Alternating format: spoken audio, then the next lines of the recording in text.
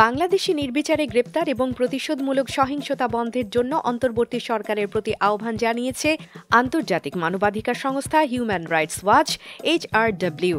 সেটি না হলে সংস্কারের জন্য অন্তর্বর্তী সরকারের নেওয়া কিছু গুরুত্বপূর্ণ পদক্ষেপ ব্যাহত হতে পারে বলে জানিয়েছে মানবাধিকার সংস্থাটি। জুলাই গণ অভ্যুত্থান পরবর্তী বাংলাদেশের মানবাধিকার পরিস্থিতি নিয়ে HRW এর 50 পৃষ্ঠার প্রতিবেদনে এসব কথা বলা হয়েছে। সংস্থাটি বলছে, পুরনো নিপীড়নমূলক ভূমিকায় ফিরেছে আইনশৃঙ্খলা বাহিনী, যা বাংলাদেশের জন্য সংকট ডেকে আনবে। মানবাধিকার সংস্থাটি বলছে, বাংলাদেশে পুলিশ আবারও অজ্ঞাতনামা ব্যক্তিদের বিরুদ্ধে যাচাই বাছাই ছাড়াই ফৌজদারি মামলা দায়ের করছে।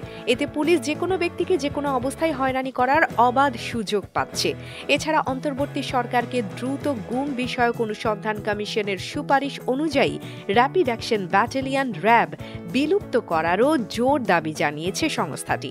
বিতর্কিত সাইবার নিরাপত্তা আইনের পরিবর্তে অন্তর্বর্তী সরকার যে নতুন অধ্যাদেশ চালু করেছে দুর্ভাগ্যজনকভাবে তাতে আগের আইনের মতো বেশ কিছু ক্ষতিকর ধারা উপধারা রাখা হয়েছে বলেও প্রতিবেদনে জানায় HRW।